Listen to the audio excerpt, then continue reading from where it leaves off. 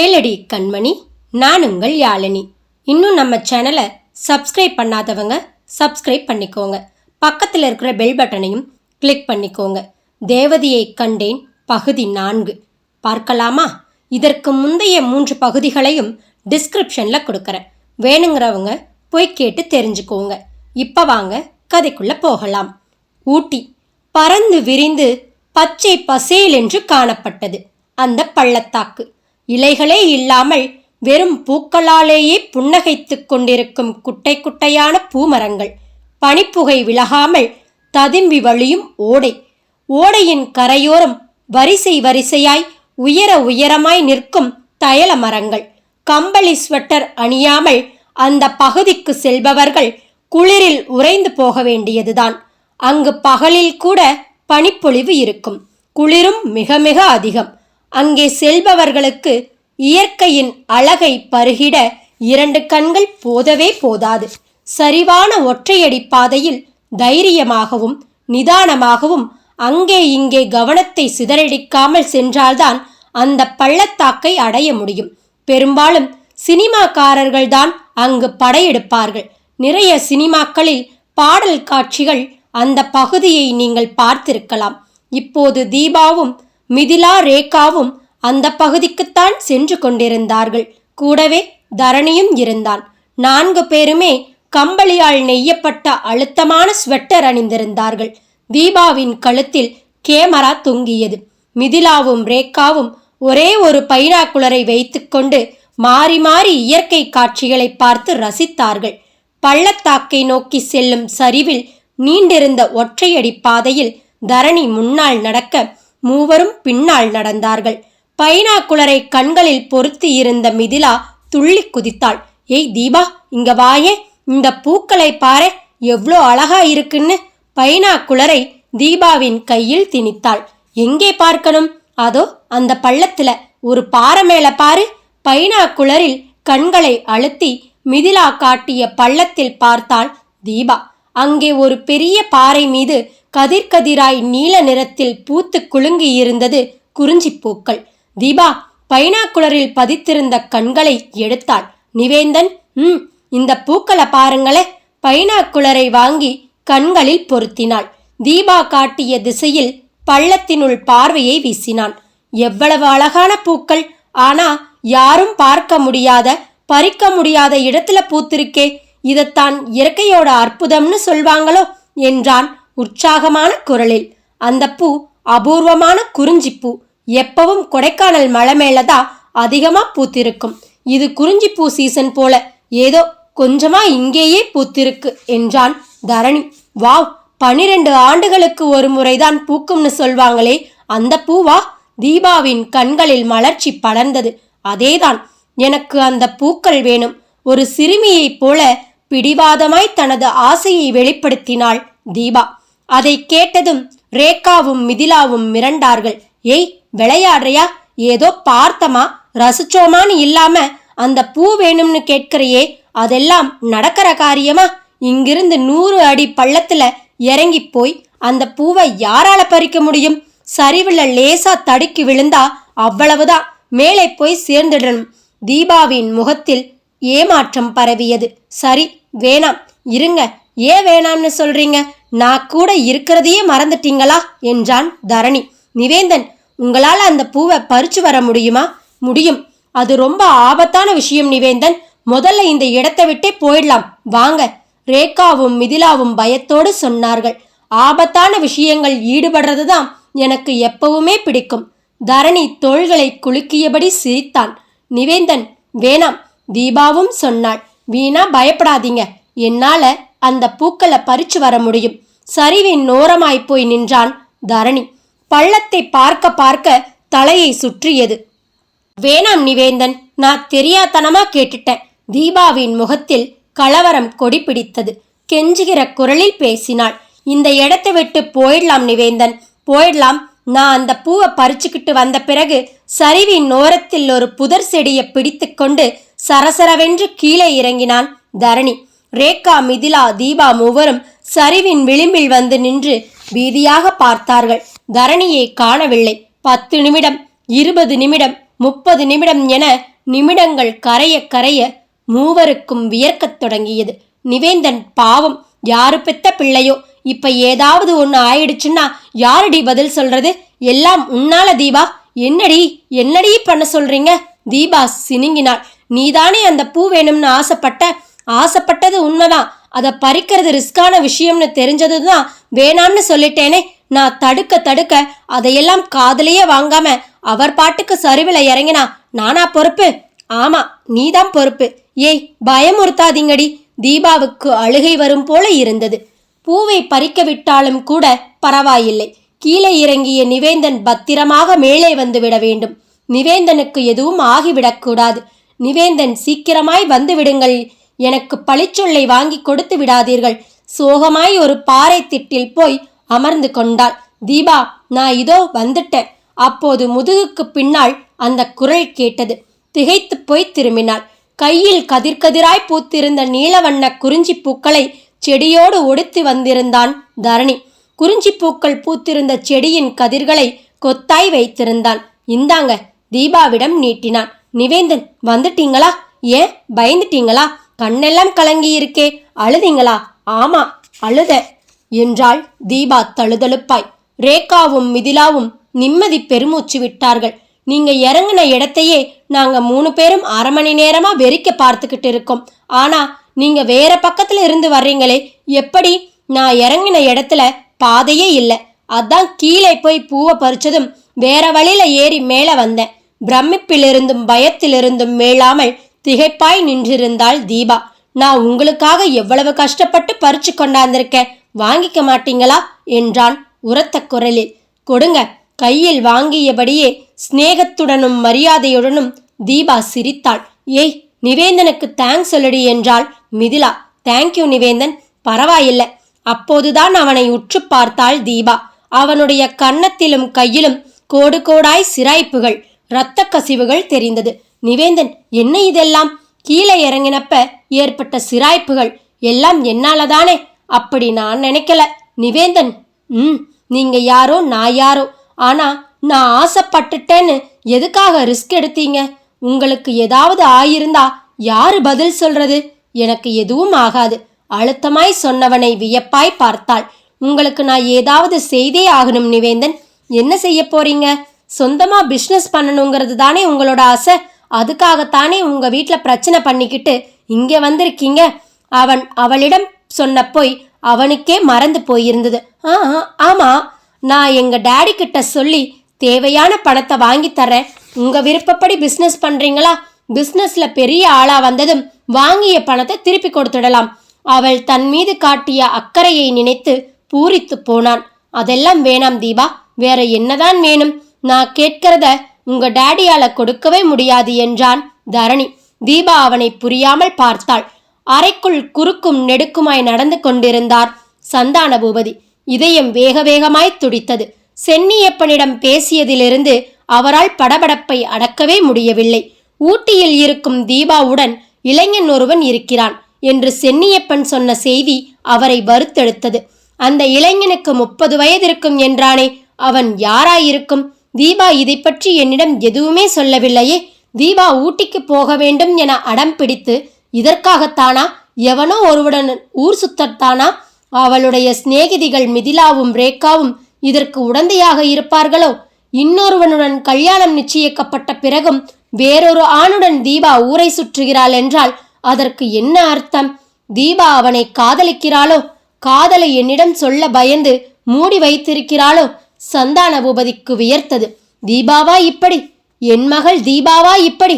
சச்ச, தீபா அப்படிப்பட்டவள் கிடையாது. அவள் தைரியசாலி. யாரையாவது காதலித்திருந்தால் அப்போதே என்னிடம் சொல்லி இருப்பாள். தீபாவின் காதலன் இல்லை, தீபா யாரையும் காதலிக்கவில்லை என்னும் பட்சத்தில் அந்த இளைஞன் யார்? மண்டையை குடைந்தது. தீபாவிடமே கேட்டுவிட வேண்டும். அவளுடைய செல்போனுக்கு தொடர்ந்து முயற்சி பண்ணிக்கொண்டே இருந்தார். தொடர்பே கிடைக்கவே இல்லை. டாக்டர் வாசிகன் சொன்னபடி உத்தம்மை தினமும் வெளியே கூட்டி போக ஆரம்பித்திருந்தாள் திலகம். நான் எங்கேயும் வரல. முதலில் பிடிவாதம் பிடித்தான் உத்தம். அவனை கெஞ்சி கூத்தாடித்தான் காரில் ஏற வைத்தான். டிரைவர், காரை எடு. எங்கம்மா போகட்டும்? கூட்டம் அதிகமா இருக்கிற இடமா போப்பா. காரின் பின் இருக்கையில் உத்தம்மை தனக்கு பின்னால் அமர வைத்தாள். நான் வரலம்மா, என்னை விட்டு, நான் வீட்லயே இருக்கேன். காரை விட்டு இறங்க முயற்சி பண்ணினான் உத்தம். உத்தம், சொன்னா கேளு. நான் கேட்க மாட்டேன். ப்ளீஸ் உத்தம், எனக்கு ஜமுனா வேணும். என்னோட ஜமுனா வேணும். நான் ஜமுனாவை பார்க்கணும், ஜமுனாவோட பேசணும். உனக்கு ஜமுனா தானே வேணும்? ஆமா, உன்னை நான் ஜமுனா கிட்ட கூட்டி போறேன். ஜமுனா தான் செத்துட்டாளே. ஜமுனா சாகல. உண்மையாகவா? உண்மையாகத்தா. அப்போ ஜமுனாவை காட்டு பார்க்கலாம். காட்டுறேன், ஜமுனாவை காட்டுறேன். அவனை சமாதானப்படுத்துவதற்காக அப்படி சொன்னாள். என்ன ஆச்சரியம்! உத்தம் இப்போது அமைதியாக அமர்ந்திருந்தான். கார் தாவரவியல் பூங்காவை நெருங்கியது. கார் நின்றதும் உத்தமை கூட்டிக் கொண்டு இறங்கினாள் திலகம். ஜமுனா எங்க? பார்க்கல போய் தேடி பார்ப்போம் வா. திலகத்தின் பின்னால் சாதுவாய் நடந்தான் உத்தம். இப்படி சொல்லி சொல்லியே ஒவ்வொரு நாளும் ஒவ்வொரு இடமாய் கூட்டி போனாள். அடுத்தடுத்து வந்த நாட்களில் உத்தம் தானாகவே வெளியே வர ஆரம்பித்து விட்டான். அழகாய் உடுத்திக் கொண்டான். கண்ணாடி முன்பு தலையை வாரிக்கொண்டான்.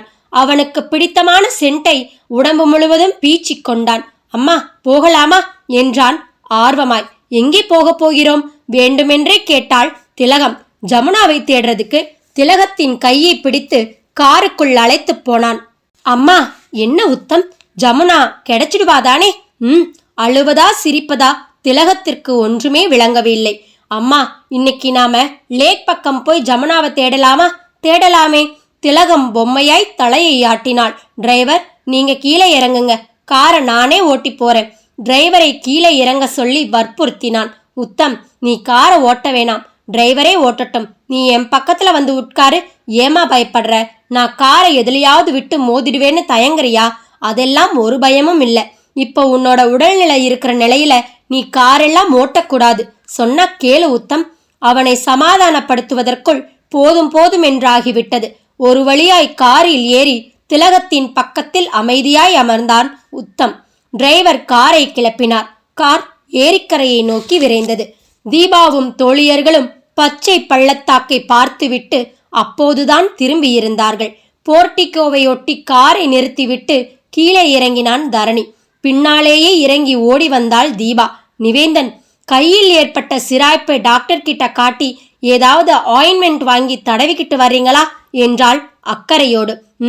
ஒன்னும் வேணாம், சின்ன சிராய்ப்பு தானே, எல்லாம் பொழுது விடிஞ்சா காணாம போயிடும். நீங்க போய் ஏதாவது சாப்பிட்டு ரெஸ்ட் எடுங்க தீபா சொல்லிவிட்டு சிகரெட் ஒன்றை பற்ற வைப்பதற்காக பங்களாவின் பின்பக்க சரிவில் இறங்கினான். சரி வாங்கடி, உள்ளே போகலாம். மிதிலாவும் ரேகாவும் கூட்டிக்கொண்டு உள்ளே நடந்தாள் தீபா. காரின் இரைச்சல் சப்தம் காதில் விழுந்ததுமே பங்களாவினுள்ளிருந்த சென்னியப்பன் வேக வேகமாய் வெளியே ஓடி வந்தான். நீங்க வெளியில போயிருந்த சமயத்துல திருச்சியில இருந்து ஐயா போன் பண்ணினாங்கம்மா. என்னவாம்? உங்களோட ஏதோ முக்கியமான விஷயம் பேசணுமாம். உங்களோட போனுக்கு பேச முயற்சி பண்ணினாங்களாம், லைனே கிடைக்கலையாம். அப்படியா? நீங்க வந்ததும் வீட்டு போன் மூலமா அவங்களுக்கு பேச சொன்னாங்கம்மா.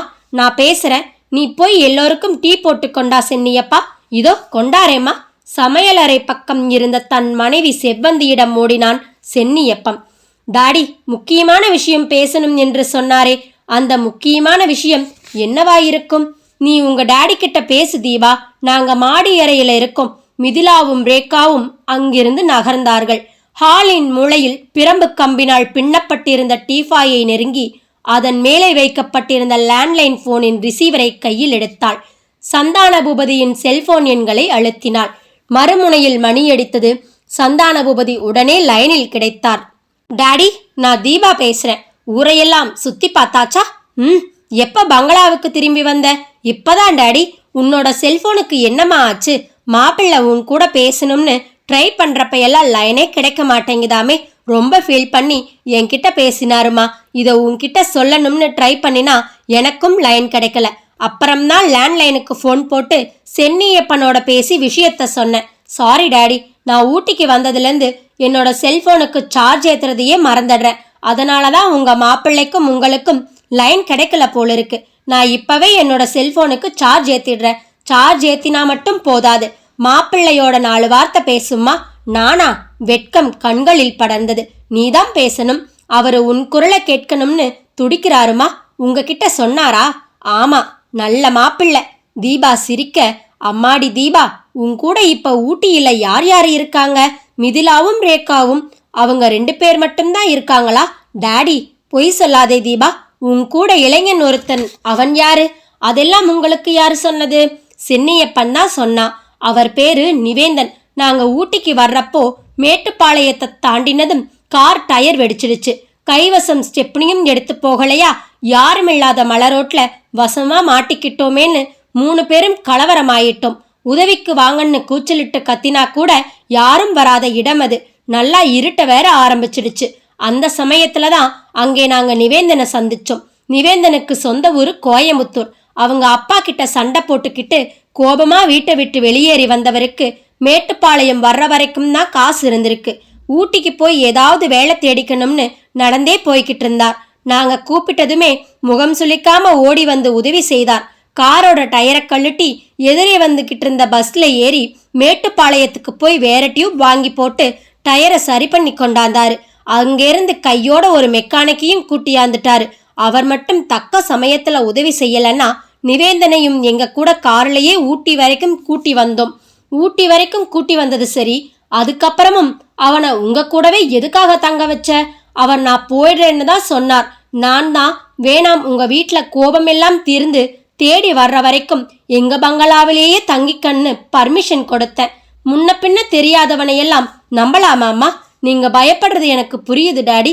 நீங்க நினைக்கிறாப்ல நிவேந்தன் தப்பானவர் கிடையாது. MBA படிச்சவர், ரொம்ப கண்ணியமானவர். தரணி ஒருத்தனால எனக்கு ஆபத்து வரலாம்னு நீங்க வேற சொல்லிட்டீங்களா? அதனால ஒரு பாதுகாப்பா இருக்கட்டுமேன்னு எங்க கூடவே தங்க சொன்னேன். நான் வேணும்னா இப்பவே அவரை போக சொல்லிடவா? வேணாம் டாடி, தரணி மேட்டரை நான் மறந்தே போயிட்டேன். அந்த நிவேந்தன் உங்க கூடவே இருக்கட்டும். மாச சம்பளம் வேணும்னாலும் கொடுத்துடலாம். பணத்துக்கெல்லாம் ஆசைப்படுறவர் இல்ல டாடி. ரொம்பவே நீ அந்த நிவேந்தனை புகழ்ற. நான் உன்னோட வார்த்தையை நம்புறேன். Thank you daddy. நான் அந்த நிவேந்தனோட 4 வார்த்தை பேசணும். பேசலாமா? தாராளமா. ரிசீவரை கையில் பிடித்தபடியே நிவேந்தன் நிவேந்தன் என்று குரல் கொடுத்தாள் தீபா. பங்களாவின் பின்புறம் சென்று தரணி சிகரெட்டை பற்ற வைத்து பாதிதான் குடித்தான். மீதியை கீழே போட்டு காலால் தேய்த்துவிட்டு உள்ளே வந்தவன் தீபா சந்தான பூபதியோடு பேசுவதை கேட்டுக்கொண்டு கதவோரமாய் நின்று விட்டான். தன்னுடைய பெயரை சொல்லி தீபா கூப்பிடவும் தூக்கி வாரி போட்டது. தீபா மறுபடியும் உரத்த குரலில் கத்தினாள். நிவேந்தன், எங்க டாடி உங்க கூட பேசணுமாம், சீக்கிரமா வாங்களே. தரணிக்கு வியர்த்தது. முகத்தில் முத்து முத்தாய் வியர்வை படிந்தது. சந்தான பூபதியோடு நான் பேசினால் மாட்டிக்கொள்வேனே, குரலை வைத்து கண்டுபிடித்து விடுவாரே, காரியம் கைகூடுகிற நேரத்தில் எல்லாம் வீணாகி விடுமே. நிவேந்தன், எங்கே இருக்கீங்க? இங்க ஒரு நிமிஷம் வந்துட்டு போங்களே. தரணியால் அதற்கு மேல் அங்கே நிற்க முடியவில்லை. வேகமாய் அங்கிருந்து வெளியேறினான். தீபா கூப்பிட்டு கூப்பிட்டு பார்த்தாள். அவன் வரவில்லை என்றதும் மறுமுனையில் இருந்த சந்தான பூபதியிடம், டாடி, நிவேந்தன் எங்கேயோ வெளியில போயிட்டார், வந்ததும் பேச சொல்றேனே, மறந்துடாம பேச சொல்லு. சொல்றேன் டாடி. எங்க கிட்ட நிவேந்தனை பத்தி சொல்லிட்டான்னு சென்னியப்பனை ஏதாச்சும் திட்டிடாத. அவன் யதார்த்தமாகத்தான் சொன்னான். நான் எதுக்கு திட்ட போறேன்? ரிசீவரை கவிழ்த்தாள் தீபா. 10 நிமிடங்கள் கழித்துதான் உள்ளே வந்தான் தரணி. எங்கே போனீங்க நிவேந்தன்? இங்கதான் பங்களாவுக்கு பின்பக்க சரிவுல நின்னுக்கிட்டு இருந்தேன். எங்க டாடி கிட்ட சென்னியப்பன் உங்களை பத்தி சொல்லி இருப்பான் போல. டாடி உங்க கூட பேசணும்னு ஆசைப்பட்டார். அவர் கூட உங்களை பேச வைக்கணும்னு தான் கூப்பிட்டேன். நீங்க கூப்பிட்டது என்னோட காதுல விழாம போயிடுச்சு தீபா. எங்க டாடிக்கு ஃபோன் போட்டு தரேன், பேசுறீங்களா? இப்ப வேணாமே. ஏன்? வெளியில போயிட்டு வந்ததுல இருந்து ஒரே தலைவலி, விண்ணு விண்ணுன்னு தெரிக்குது. நீங்க உங்க டாடியோட நம்பரை குறிச்சு கொடுங்க, நான் அப்புறமா பேசுறேன் என்றான். அவள் நம்ப வேண்டுமே என்பதற்காக முகத்தை பரிதாபமாய் வைத்து கொண்டான். ஒரு துண்டு காகிதத்தில் சந்தான பூபதியின் செல்போன் எண்களை குறித்து தரணியிடம் தந்தாள். ஒன்னும் அவசரமில்ல, நேரம் கிடைக்கிறப்ப பேசுங்க. என்ன பேசட்டும்? நிவேந்தன்னு உங்களை அறிமுகப்படுத்திக்கிட்டு உங்க பொண்ணு தீபா கேட்டதாலதான் நான் அவங்க கூட இருக்கேன். அவங்க ஊட்டியில இருக்கிறவரை எந்த ஆபத்தும் வராம நான் பார்த்துக்கிறேன். நீங்க கவலைப்படாம இருங்கன்னு ஏதாவது பேசுங்களே. பேசுறேன். தரணி தலையை ஆட்டினான். சூடாய் ஆவி பறக்கும் டீயை குவளையில் ஊற்றி ஒரு ட்ரேயில் வைத்து எடுத்து வந்து நீட்டினான் சென்னியப்பன். டீ இந்தாங்கம்மா, நிவேந்தனுக்கு கொடு, அவர்தான் தலையை வலிக்குதுன்னு சொன்னார் என்றாள் அக்கறையாய். டீ குவளையை எடுத்து வாயில் வைத்து உறிஞ்சினான் தரணி. தீபா என் மீது காட்டும் அன்பும் அக்கறையும் கடைசி வரை எனக்கு வேண்டும். கிடைக்குமா? எல்லோரும் மாடி அறையில் இருக்க தரணி தன்னுடைய அறையை விட்டு வெளியே வந்தான். சுற்றுமுற்றும் பார்த்தான். யாரும் இல்லை. சென்னியப்பனும் அவன் மனைவி செவ்வந்தியும் பங்களாவின் பின்பக்கம் சமைப்பதில் தீவிரமாய் இருந்தார்கள். கைக்குட்டையை எடுத்தான். 4 மடித்தான். மடித்ததை சுருட்டினான். கைக்குட்டை சுருட்டை வைத்து வாய் மீது அழுத்திக் கொண்டு லேண்ட்லைன் போன் மூலம் சந்தான பூபதியின் எண்களை அழுத்தினான். ஐயா, நான் ஊட்டியிலிருந்து நிவேந்தன் பேசுறேன். குரலை கட்டையாக்கி பேசினான். நிவேந்தன் யாரு? மறுமுனையில் குழப்பமானார் சந்தான பூபதி. தீபாமா என்னை பத்தி உங்ககிட்ட சொல்லியிருப்பாங்களே. ஓ, அந்த தம்பியா என்றார் ஞாபகம் வந்தவராய். நீங்க எங்க கூட பேசணும்னு சொன்னீங்களாமே, தீபா அம்மா சொன்னாங்க. ஆமா தம்பி, நான் தான் பேசணும்னு சொன்னேன். தீபா உங்களை பத்தி நிறைய சொன்னா. அன்னைக்கு நீங்க தான் நடுவளையில தீபாவோட கார் ரிப்பேர் ஆகி நின்னப்போ சாமி மாதிரி வந்து உதவி செய்தீங்களாம். ரொம்ப நன்றி தம்பி. பெரிய பெரிய வார்த்தையெல்லாம் சொல்லாதீங்கய்யா. தம்பி சொல்லுங்கய்யா, எனக்கு நீங்க ஒரு உதவி செய்யணும். என்ன உதவிங்கய்யா? என்னோட சொத்துக்களுக்கு ஆசைப்பட்டு என் பொண்ணு தீபாவை தரணின்னு ஒரு பொறுக்கி பைய கட்டிக்க துடிக்கிறான். வேறொருத்தரோட நிச்சயமானது தெரிஞ்சும் தீபா கழுத்துல தாலி கட்டி காட்டுறேன்னு என்கிட்ட சவால் விட்டுருக்கா. அவன் முரடன். சொன்னதை செஞ்சாலும் செஞ்சிடுவான்னு என் மனசுல ஒரு குரல் ஒழிச்சுக்கிட்டே இருக்கு. அதனால தீபா ஊட்டியில இருக்கிறவரை அவளை யாரும் நெருங்காம ஜாக்கிரதையா பார்த்துக்குங்க தம்பி. அதை கேட்டதும் தரணிக்கு சிரிப்பு வந்தது. பார்த்துக்கிறேன்யா. நான் ஏற்கனவே கோடியப்பங்கிற ரவுடி கிட்ட தரணியை தீர்த்து கட்ட சொல்லி இருக்கேன். அவன் தரணியை தீவிரமா தேடிக்கிட்டு இருக்கான். கோடியப்பன் கிட்ட தரணி மாட்டினா போட்டு தள்ளிடுவான். அதையும் மீறி தீபாவை தேடி வந்துட்டா நீங்க விட்டுடாதீங்க தம்பி. என்னங்கய்யா இப்படி சொல்றீங்க? நான் இருக்கிற வர உங்க பொண்ணு தீபாவை யாரும் நெருங்க முடியாது. அந்த தரணி பயல் வரட்டும், நான் பாத்துக்கிறேன். அவனோட கையை காலை முறிச்சு பொட்டலங்கட்டி அனுப்பி வச்சிடுறேன். எனக்கு இப்பதான் நிம்மதியாயிருக்கு. அடிக்கடி என் கூட பேசுங்க தம்பி. தரணி ரிசீவரை கவிழ்த்தான். டேய் முட்டாள் சந்தான பூபதி, நான் தான் தரணின்னு தெரியாம என்கிட்டயே என்னை பத்தி பேசுறியே. என்ன தீர்த்துக்கட்ட ரவுடியை ஏவி இருக்க. இருடா, உன் மூஞ்சியில கரிய பூசி காட்டுறேன். தனக்குள் முணுமுணுத்து கொண்டான். எனக்கு போட்டிங் போகணும்னு ஆசையா இருக்கு. சாயங்காலம் புலமாடி கண்கள் மினுமினுக்க கேட்டாள் தீபா. வேணாம்டி. ரேகாவும் மிதிலாவும் ஒரே குரலில் மறுத்தார்கள். ஏன் வேணாம்? குளிர் அதிகமா இருக்கு. காதை வந்து அடைக்குது. நாளைக்கு போகலாம். ஸ்வெட்டரை போட்டுக்கிட்டு தானே போக போறோம். ப்ளீஸ் தீபா, எங்களுக்கு குளிர் காய்ச்சல் வர்றது மாதிரி உடம்பெல்லாம் நடுங்குது. இதை பாரு, ஒரு தைல பாட்டிலேயே காலி பண்ணிட்டோம். கால் பாதங்களிலும் உள்ளங்கைகளிலும் தைலத்தை கொட்டி சூடுபறக்க தேய்த்து கொண்டார்கள். இன்னைக்கு கிளைமேட் ரொம்ப அற்புதமா இருக்கு. பகல்லையும் புகை புகையா பனி பொழியிற அழக போட்டிங்ல போனபடியே ரசிக்கணும் போல ஆசையா இருக்கு. கல்யாணமாகி கோகுலோட வெளிநாடு போய் செட்டில் ஆயிட்டா அப்புறம் ஊட்டிக்கெல்லாம் வர முடியுமா? என்னமோ, நான் இந்த கிளைமேட்டை மிஸ் பண்ண விரும்பல. ஒன்று செய். என்ன? நிவேந்தனை கூட்டிக்கிட்டு போயே. நிவேந்தனை கொற்ற மலையில கூப்பிட்டா கூட ஓடி வருவாரு தெரியுமா? துள்ளிக்கொண்டு எழுந்தாள். பரிவாரங்கள் இரண்டும் கூட வராமல் தீபா மட்டும் தனியே வருவது தரணிக்கு குதூகலமாக இருந்தது. அவள் கூப்பிட்டதுமே ஸ்வெட்டரை எடுத்து மாட்டிக்கொண்டு கிளம்பினான். இந்த தனிமையை பயன்படுத்தி என்னுடைய மனசு திறந்து காட்டினால் என்ன? சச்ச, என்ன அவசரம்? பொறுமையாக இரு. தன்னைத்தானே கட்டுப்படுத்தி கொண்டு காரில் ஏறி டிரைவிங் சீட்டில் அமர்ந்தான் தரணி. பின்னிருக்கையில் பரவினாள் தீபா. உங்ககிட்ட ஒரு விஷயத்த சொல்ல மறந்துட்டேனே என்றபடியே காரை கிளப்பினான். என்ன விஷயம்? உங்க டாடி கிட்ட நான் பேசினேன். நிஜமா? நிஜமாகத்தான். உங்களை தோண்டி துருவி கேள்விகள் கேட்டிருப்பாரே. அதிக அளவுக்கு எதுவும் கேட்கல. அந்த தரணி கிட்ட இருந்து உங்களை பத்திரமா பார்த்துக்க சொல்லி இருக்கார். பதிலுக்கு என்ன சொன்னீங்க? நான் இருக்கிற வரை நீங்க கவலையே படாதீங்கன்னு சொன்னேன். காரின் வேகத்தை குறைத்தான். ஏரிக்கரைக்கு செல்லும் சாலையில் ஓடவிட்டான். சாலையோரங்களின் இருபுறமும் இருந்த உயரமான முரட்டு மரங்களின் இலைகளிலிருந்து பனித்துளி துளியாய் சொட்டி கொண்டிருந்தது. வீசிய காற்றில் அதிகமான குளுமையும் அதிகமான தைல வாசனையும் கலந்திருந்தது. தரணி பேசிக்கொண்டே காரை ஓட்டினான். மிதிலாவும் ரேகாவும் ஏன் போட்டிங் போக வரலன்னாங்க? 2 பேருக்கும் குளிர் காது அடைக்குதாம். உங்களுக்கு போர் அடிக்க போகுது. ஏன் அவங்க 2 பேரும் கூட வரலையே? அதனால் என்ன? அதான் நீங்க இருக்கீங்களே என்றாள் மனதில் கள்ளமில்லாமல். அப்போது அவளுடைய செல்போன் சினுங்கியது. எடுத்து பச்சை பொத்தானை அழுத்தினாள். மறுமுனையிலிருந்து கோகுல் பேசினான். கோகுல், நீங்களா? ஹாப்பியா இருக்கு. நானே பேசணும்னு நினைச்சேன், அதுக்குள்ள நீங்களே பேசிட்டீங்க. I am very happy. உற்சாகமாய் வழிந்தாள். தரணிக்கு எரிச்சலாக இருந்தது. இவன் ஏண்டா இந்த நேரத்தில் போன் பண்ணுகிறான்? நேரங்காலமே தெரியாதா இவனுக்கு? உன் கூட பேசணும்னு 1000 தடவையாச்சும் ட்ரை பண்ணி இருப்பேன். லைனே கிடைக்கல. இப்பதான் கிடைச்சிருக்கு. எப்படி இருக்கீங்க? I am fine. நீ? உற்சாகமா ஊட்டிய சுத்திக்கிட்டு இருக்க. எல்லா இடத்தையும் இப்பவே சுத்தி பார்த்திடாத, கொஞ்சம் மிச்சம் வை. ஏன்? கல்யாணம் முடிஞ்சதும் 2 பேரும் சேர்ந்து சுத்தலாம். ஊட்டி எல்லாம் வேணாம், போர் அடிக்குது. சிம்லா, டார்ஜிலிங்னு கூட்டி போங்க. கூட்டி போனா போகுது. என்ன போட்டோவில் தானே பார்த்தீங்க, நேர்ல பார்க்கணும்னு ஆசையே இல்லையா? இருக்கே. கல்யாணத்துக்கு 1 வாரம் இருக்கிறப்போதான் இந்தியாவுக்கு வருவேன்னு சொன்னீங்களாமே. எங்க டாடி சொன்னார். லீவு கிடைக்கலையே, நான் என்ன பண்ணட்டும்? மண்ணாங்கட்டி. வேலையும் வேணாம், ஒன்றும் வேணாம், விட்டுருங்க. சொந்தமா பிஸ்னஸ் பண்ணலாம். உத்தியோகம் புருஷ லட்சணம். நேரில் ஒரு தடவை கூட பார்த்தது கிடையாது. புகைப்படத்தை பார்த்தே முடிவு பண்ணிய கல்யாணம் இது. என்னமோ ரொம்ப காலம் பழகியவனை போல இந்த கொஞ்சுகிறானே. தரணிக்கு ஆத்திரம் பீரிட்டது. காரை நிறுத்திவிட்டு தீபாவின் கையில் இருக்கும் செல்போனை பிடுங்கி எரிய வேண்டும் போல கைகள் துடித்தது. தீபா, என்ன உனக்கு பிடிச்சிருக்குதானே? நல்லா தானே பேசிக்கிட்டு இருந்தீங்க. திடீர்னு என்ன கேள்வி இது? தோணுச்சு, கேட்டேன். நமக்கு கல்யாணமாகி குழந்தை குட்டி எல்லாம் பிறந்த பிறகு கேட்காம போனீங்களே.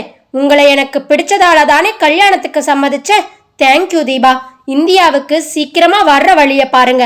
உத்தரவுபடியே செய்கிறேன் மகாராணி. கோகுல் மறுமுனையில் பவ்யம் காட்டி சிரித்தான். அதற்குள் ஏரிக்கரை வந்திருந்தது. காரை ஓரங்கட்டி நிறுத்தினான் தரணி. ஓகே கோகுல், நாம மறுபடியும் நாளைக்கு பேசலாம். செல்போனை அணைத்தாள். ஹேண்ட்பேக்கினுள் செல்போனை வைத்தாள். காரை விட்டு கீழே இறங்கி அதே ஏரிக்கரையில் தான் உத்தமும் இருந்தான். திலகத்தை கூட்டிக் கொண்டு தொடர்ந்து 4வது நாளாய் ஏரிக்கரைக்கு வந்திருந்தான் உத்தம். அம்மா, நீ கார்லயே உட்கார்ந்துரு, நான் போய் ஜமுனாவை தேடி பார்த்துட்டு வரேன். திலகத்திற்கு 2 நாட்களாக உடம்பு முடியவில்லை. அதனால் அவளால் காரை விட்டு கீழே இறங்கவே முடியவில்லை. உத்தம் தெளிவடைவான் என்று நினைத்துதான் அவனை வெளியே கூட்டி வர ஆரம்பித்தாள். அவனை சமாதானப்படுத்துவதற்காகத்தான் ஜமுனா சாகவில்லை, உயிரோடுதான் இருக்கிறாள் என்று பொய் சொன்னாள். அந்த பொய்யே இப்போது அவளுக்கு எதிராக மாறிவிட்டது. ஜமுனாவை தேடி பார்க்கலாம் வா. தினம் தினம் ஏதாவது ஒரு இடத்திற்கு கூப்பிடுகிறான் உத்தம்.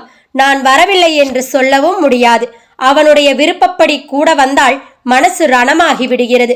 கூட்டம் கூட்டமாய் மனிதர்கள் சந்தோஷத்தோடு உலா வருகிற இடங்களில் எல்லாம் தன் மகன் மட்டும் சுயநினைவு இல்லாமல் ஜமுனா ஜமுனா என அழைகிறானே. எந்த தாயால் தான் அந்த கொடுமையை கண்கொண்டு பார்க்க முடியும்? பெற்ற வயிறு கொதித்தது. உத்தம் வீட்டிற்குள்ளேயே அடைந்து கிடந்த போது ஏற்பட்ட வேதனையை காட்டிலும் இப்போது வேதனையும் கவலையும் அதிகமாயிருந்தது. உத்தம் தெளிவடையவே மாட்டானா? கடைசி வரை ஜமுனாவை தேடி தேடி பைத்தியக்காரனாட்டம் அலைந்து கொண்டேதான் இருப்பானோ? மன அழுத்தம் அதிகமானதால் தான் உடல்நிலை மோசமானது. எழவே முடியவில்லை. இருந்தாலும் உத்தம் கூப்பிட்டதுமே கிளம்பி வந்து விட்டாள். உத்தமை தனியே அனுப்ப பயம். சுயநினைவு இல்லாமல் இருக்கிறான். எங்காவது தொலைந்து விட்டால் மீட்க முடியுமா? உத்தம், அம்மாவுக்கு உடம்பு சரியில்லை, அதனால நேரத்தை கடத்தாம உடனே வந்திருப்பா. ஜமுனா கிடைச்சிட்டா வந்துடுவேன். உத்தம் தோள்களை குலுக்கியபடி கூட்டத்தோடு கலந்தான். இன்றைக்கு டிரைவரையும் கூட்டி வரவில்லை. நான் தான் காரை ஓட்டுவேன் என பிடிவாதம் பிடித்து டிரைவரை கீழே இறக்கி விட்டு விட்டான். காரை அவன்தான் ஓட்டினான். இதெல்லாம் எதில் போய் முடியுமோ? திலகத்திற்கு படபடப்பாக இருந்தது. உத்தம் நகர்ந்ததும் காரின் பின் இருக்கையிலேயே படுத்து விட்டாள். கண்களில் கூலிங் கிளாஸ், தலையில் ஸ்டெயிலாய் சிவப்பு வண்ண தொப்பி, டைட்டான ஃபேண்ட், டிஷர்ட்.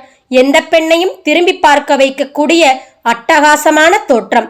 கைகளை பேண்ட் பாக்கெட்டினுள் நுழைத்து கொண்டு குறுகுருவென்று கண்கள் அலைப்பாய ஒவ்வொரு இடமாய் நடந்தான் உத்தம். ஜமுனா ஜமுனா ஜமுனா. உள்மனம் கூச்சலிட்டது. கண்கள் அலைப்பாய்ந்தது. எங்கே இருக்கிறாய் ஜமுனா? எப்போது என் கண்களில் அகப்படுவாய் ஜமுனா? நான் தவிப்பதும் துடிப்பதும் கலங்குவதும் உனக்கு ஏன் புரியவே இல்லை? திடீரென்று என் முன்னால் வந்து நிற்க மாட்டாயா ஜமுனா? வா, வந்துவிடு. என்னுடைய தவிப்பை நிறுத்த மாட்டாயா? என்னுடைய கண்ணீரை துடைக்க மாட்டாயா?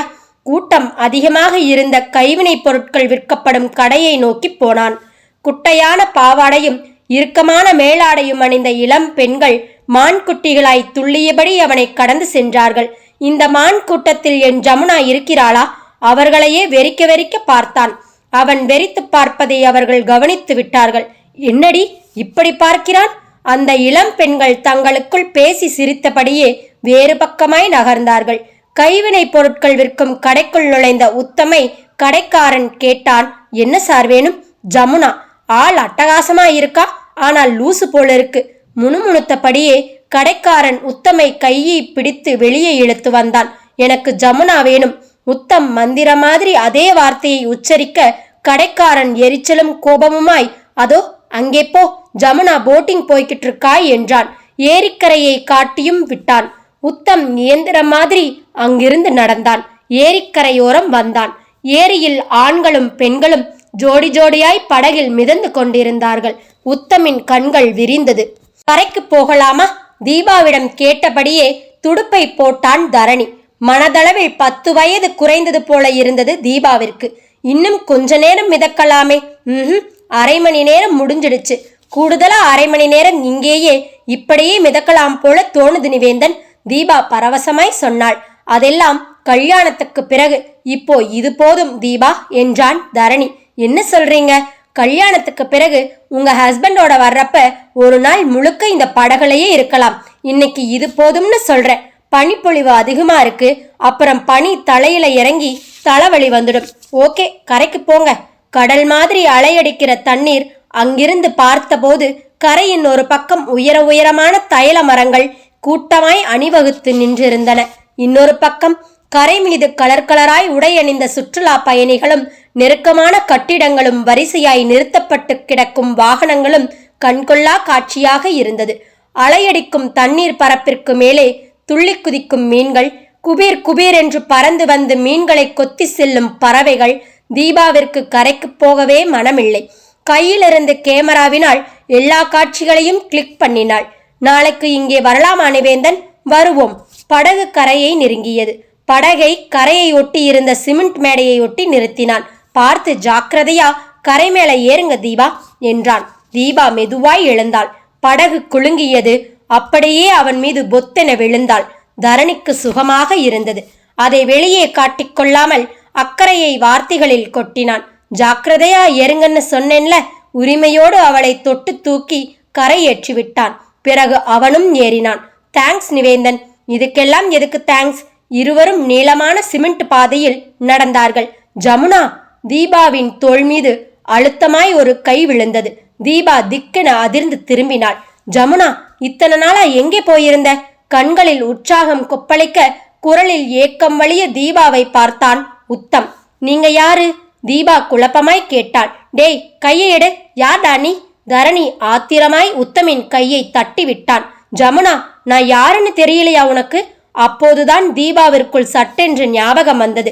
அன்று தொட்டபெட்டாவில் ஒரு இளம்பெண் தன்னை ஜமுனா என்று அழைத்ததும், தான் ஜமுனா இல்லை என்று விளக்கியதும், அதன் பிறகே அவள் தன்னை விட்டு விலகி போனதும் காட்சிகளாய் விரிந்தது. அன்னைக்கு தொட்டபெட்டாவில என்ன ஒரு பொண்ணு ஜமுனான்னு நினைச்சு நலம் விசாரிச்சா இல்லையா? அதே மாதிரிதான் இவரும் என்ன ஜமுனான்னு நினைச்சிட்டார் என்றாள் தரணியிடம். அதையெல்லாம் காதிலேயே வாங்கி கொள்ளாமல், ஜமுனா, நான் உத்தம் ஜமுனா, உன்னோட உத்தம் என்றவாறே தீபாவின் கையை இறுக்கமாய் பற்றினான் உத்தம். சாரி சார், நான் ஜமுனா இல்ல. அவன் பிடியிலிருந்து கையை உதறினாள் தீபா. ஜமுனா, என் மேல கோபமா உனக்கு? ப்ளீஸ் ஜமுனா, என் கூட வந்துடு. கெஞ்சியபடியே தீபாவின் கையை பிடித்து தன் பக்கமாய் இழுத்தான் உத்தம். நான் ஜமுனா இல்ல, நீ ஜமுனாதான். தீபா வாங்க, முதல்ல இந்த இடத்தை விட்டு போயிடலாம். தனக்கு கோபம் அதிகமாகி விடுமோ என பயப்பட்டான் தரணி. கோபம் அதிகமாகி அவனை தாக்கி விடுவோமோ என அஞ்சி தன்னை கட்டுப்படுத்தி கொண்டான். ஜமுனா, போகாத, என்னை விட்டுட்டு போயிடாத. தீபா தரணியின் பின்னால் நடக்க பின்னாலேயே ஓடினான் உத்தம். சுற்றிலும் இருந்தவர்கள் வேடிக்கை பார்க்க ஆரம்பித்து விட்டார்கள். ஜமுனா நில்லு. ஓடிப்போய் குறுக்கே கையை நீட்டி தடுத்தான். நான் ஜமுனா இல்ல சார், பொய் சொல்லாதே ஜமுனா. ஐயோ, தொல்லை பண்ணாதீங்க, என் பேரு தீபா. தீபாவிற்கு அவன் மீது கோபத்திற்கு பதிலாய் பரிதாபம்தான் வந்தது. அவன் தடுக்க தடுக்க இருவரும் தங்களுடைய கார் நிறுத்தப்பட்டு கிடந்த இடத்தை நெருங்கி விட்டார்கள். ஜமுனா போகாதே. உத்தம் தொண்டை கிளிய கத்த சற்று தூரத்தில் காரினுள் அமர்ந்திருந்த திலகம் மெல்ல கீழே இறங்கினாள். உத்தமின் குரல் போல இருக்கிறதே, எதற்காக கூச்சலிடுகிறான்? ஏதேனும் பிரச்சனையா? கடவுளே, நான் என்ன செய்வேன்? பதைபதைப்பாய் சுற்றுமுற்றும் பார்வையை வீசினான். உத்தம் எங்கடா இருக்க? கூட்டமான பகுதியை நோக்கி ஓடினாள். ஜமுனா, நீ என்னை விட்டுட்டு போனா நான் செத்துடுவேன். ஒரு தடவை சொன்னா கேட்க மாட்டையா நீ? தரணி சீற்றமாய் உத்தமை பிடித்து கீழே தள்ளினான். வேணாம் நிவேந்தன், விட்டுருங்க. பின்ன என்னங்க, சொன்னா புரிஞ்சுக்கவே மாட்டேங்கிறானே. கீழே விழுந்த உத்தம் இப்போது உஷ்ணமாய் தரணியை பார்த்தான். நீ யாருடா என்னோட ஜமுனாவை என்கிட்ட இருந்து பிரிக்கிறதுக்கு? இவங்க ஜமுனா இல்ல, அத சொல்ல நீ யாரு? தரணியின் சட்டையை கொத்தாய் பற்றி தன் பலம் கொண்ட மட்டும் முழுக்கினான். உடம்பில் ஒருவித வெறி புகுந்திருந்தது. சட்டையை விடுடா. மாட்ட. விடுடா. ஜமுனாவை விட்டுட்டு போ. வாயால சொன்னா நீ எல்லாம் கேட்க மாட்ட. தன் முஷ்டியை மடக்கி உத்தமின் முகவாயில் ஒரு குத்து விட்டான். இந்த தாக்குதலை எதிர்பார்க்காத உத்தம் கீழே சாய்ந்தான். ராஸ்கல், உன்ன! தரணி கையை ஓங்கி அடிக்க பாய்ந்தான். அதற்குள் திலகமே அங்கே ஓடி வந்து விட்டாள். தீபாவை பார்த்ததும் அப்படியே அதிர்ந்து போனாள். அம்மா பாருமா, ஜமுனாவை பாருமா, என் கூட பேச மாட்டேங்கிறா, என் கூட வரமாட்டேங்கிறா, இவன் என்ன அடிக்க வர்றான். உத்தம் திலகத்தின் அருகில் ஓடி அவளது கையை பற்றியபடியே தேம்பினான். திலகம் தரணியையும் தீபாவையும் மாறி மாறி பார்த்தாள். அப்படியே அச்சு அசலாய் ஜமுனாவைப் போலவே இருக்கிறாளே. தன் கண்களை அவளாலேயே நம்ப முடியவில்லை. கொஞ்சம் கூட வித்தியாசமில்லை. அதே உயரம், அதே நிறம், அதே அழகு முகம், அதே சுழலும் கண்கள். ஜமுனா என்று வாய்விட்டு கத்த வேண்டும் போல இருந்தது. அம்மா, என்னம்மா எதுவுமே பேச மாட்டேங்கிற? ஜமுனா கூட பேசுமா, நம்ம கூட கூட்டி வாமா. திலகத்திற்கு வெடித்து விடும் போல இருந்தது இதயம். தம்பி, மன்னிச்சிடுங்க, என் பிள்ளைக்கு மனநிலை சரியில்லாம இருக்கு, அதனாலதான் இப்படி நடந்துக்கிறான். தயவு செஞ்சு அந்த பொண்ணை கூட்டிக்கிட்டு இங்கேருந்து போயிடுங்க என்றாள் தரணியிடம். தரணியும் தீபாவும் தங்களுடைய காரினுள் ஏறினார்கள். கார் கிளம்பியது. ஜமுனா, போகாதே போகாதே, அலறியபடியே திலகத்தின் தோள் மீது மயங்கி சரிந்தான் உத்தம். புரண்டு புரண்டு படுத்தாள் தீபா. உறக்கமே வரவில்லை. ஜமுனா ஜமுனா ஜமுனா. காதினுள் காதலோடும் கெஞ்சலோடும் அந்த குரல் ஒலித்துக்கொண்டே இருந்தது. போகாதே ஜமுனா, போகாதே ஜமுனா. மறக்க நினைத்தாலும் முடியவில்லை. பரிதாபமான அந்த குரல் அவளுக்குள் கேட்டுக்கொண்டே இருந்தது. தொட்டபெட்டாவில் தன்னை ஜமுனா என்றழைத்த பெண்ணிடம் தான் ஜமுனா இல்லை என்று எடுத்து சொன்னதும் புரிந்து கொண்டாளே. ஆனால் இவன் அதையெல்லாம் கண்டு கொள்ளவே இல்லையே. நானும் நிவேந்தனும் எடுத்து சொன்னதை கொஞ்சம் கூட புரிந்து கொள்ளாமல் கிளிப்பிள்ளையாட்டம் சொன்னதையே திரும்ப திரும்ப சொன்னானே. என்னமாய் கதறினான், என்னமாய் கலங்க துடித்தான், என்னமாய் கெஞ்சி மன்றாடினான். என்ன மறந்துட்டியா ஜமுனா என்றானே. என்னை விட்டு போகாதே என்றானே. உன்னை எங்கெல்லாம் தேடினேன் தெரியுமா என்றானே. இதற்கெல்லாம் என்ன அர்த்தம்? அவன் யார்? அவனுக்கும் அந்த ஜமுனாவிற்கும் என்ன சம்பந்தம்? இப்போது அந்த ஜமுனா எங்கே? ஒருவேளை அந்த ஜமுனா அவனுடைய காதலியாயிருப்பாளோ? 2 பேருக்கும் ஏதேனும் பிரச்சனையாயிருக்குமோ? அவனை விட்டு பிரிந்து விட்டாளோ? வேறு எவனையாவது கல்யாணம் பண்ணிக்கொண்டு ஊரை விட்டே போயிருப்பாளோ? தோல்வியையும் ஏமாற்றத்தையும் தாங்கிக் கொள்ள முடியாமல் தான் அவன் இப்படியாகிவிட்டானோ? பார்த்தால் பணக்காரன் போலத்தானே தெரிந்தான். அவனுடைய அம்மாவும் நல்ல குணவதியாகத்தானே தெரிந்தாள். அவனுடைய காதலுக்கு இடையூறு ஏற்பட்டு அவனை விட்டு அந்த ஜமுனா பிரிய காரணம் என்னவாயிருக்கும்? தீபாவிற்குள் வினாக்கள் வரிசையாய் எழுந்தன. பாவம் அவன். நிவேந்தன் அவசரப்பட்டு அவனை அடித்து விட்டார். இனம் புரியாததொரு இரக்கம் பீரிட்டு கிளம்பியது. அவனை பற்றியும் அந்த ஜமுனாவை பற்றியும் தெரிந்து கொள்ள வேண்டும் போல ஆர்வம் படர்ந்தது. மறுபடியும் அவன் என் கண்களில் சிக்குவானா? டீ தீபா, நீ இன்னும் தூங்கலையா? ரேகாவும் மிதிலாவும் வாரி சுருட்டிக்கொண்டு எழுந்தார்கள். தூக்கம் வரல. என்னடியாச்சு? அவன் நினப்பாவே இருக்கு. பாவம் டி அவன். ஜமுனா ஜமுனான்னு அவன் அழுதது, போகாதே போகாதேன்னு கெஞ்சினது, என்ன கார்ல ஏற விடாம தடுத்தது, நிவேந்தன் அவனை கீழே பிடிச்சு தள்ளினது எல்லாமே என் கண்ணுக்குள்ளேயே நிக்குது. தீபா, அந்த மேற்றை விட்டு தள்ளு. என்னால விட முடியல. அவன் மனநிலை சரியில்லாதவன்னு அவனோட அம்மாக்காரியே சொல்லி இருக்கா. நீ ஏன் இதை பெருசு பண்ற? நிவேந்தன் மட்டும் உன் கூட வராம இருந்திருந்தா உன்னோட நிலைமைய நினைச்சு பாரு. நீ அவன்கிட்ட மாட்டிக்கிட்டு படாத பாடு பட்டிருப்ப. ஏரிக்கரையை விட்டு உன்னால வந்திருக்கவே முடியாது. பாவம் டி அவன். போச்சுடா. எனக்கு அவனை மறுபடியும் ஒரு தடவை பார்க்கணும் போல இருக்கு. உனக்கு என்ன பைத்தியமா தீபா? பைத்தியம் இல்ல, மனிதாபமானம். அவனுக்கும் அந்த ஜமுனாவுக்கும் என்ன சம்பந்தம்? இப்ப அந்த ஜமுனா எங்கே போயிருக்கா? அவங்க 2 பேருக்குள்ள என்ன பிரச்சனை? எதனால 2 பேரும் பிரிஞ்சாங்க? எல்லாத்தையும் தெரிஞ்சுக்கணும் போல தோணுது. தெரிஞ்சுக்கிட்டு என்ன பண்ண போற? அவனுக்கு நான் ஏதாவது செய்தே ஆகணும். நானும் தெரியாமத்தான் கேட்கிறேன். நீ ஊட்டிக்கு எங்களையும் கூட்டிக்கிட்டு வந்தது ஊரை சுத்தி பார்க்கவா இல்ல சமூக சேவை செய்யவா என்றாள் மிதிலா சற்றே கோபமாய். ப்ளீஸ் மிதிலா, என்ன புரிஞ்சுக்க. நீ மட்டும் அவனை ஒரு தடவை பார்த்தேன்னு வை, உன்னையும் அறியாம அவன் மேல இரக்கம் காட்டுவ. மணி 10:30 ஆயிடுச்சு. நீ விடிய விடிய யோசிச்சுக்கிட்டே இரு, எங்களுக்கு தூக்கம் வருது. தீபாவிடம் இனி பேசி பிரயோஜனமில்லை என நினைத்தவர்களாய் ரேகாவும் மிதிலாவும் கம்பளி போர்வையை கழுத்து வரைக்கும் இழுத்து விட்டு கொண்டு கண்களை மூடிக்கொண்டார்கள். தீபாவால் மட்டும் உறங்க முடியவில்லை. ஜமுனா ஜமுனா, காதினுள் உத்தமின் குரல் கேட்டுக்கொண்டிருந்தது. தீபா ஏன் உத்தமை நினைத்து கொண்டிருக்கிறாள்? அது ஒரு சாதாரண விஷயம் என்று தள்ளிவிடாமல் அவனுடைய நினைவுகளே அவளுக்கு ஏன் மறுபடியும் வருகிறது? இனிவரும் காலங்களில் பார்க்கலாம். கதை தொடரும்.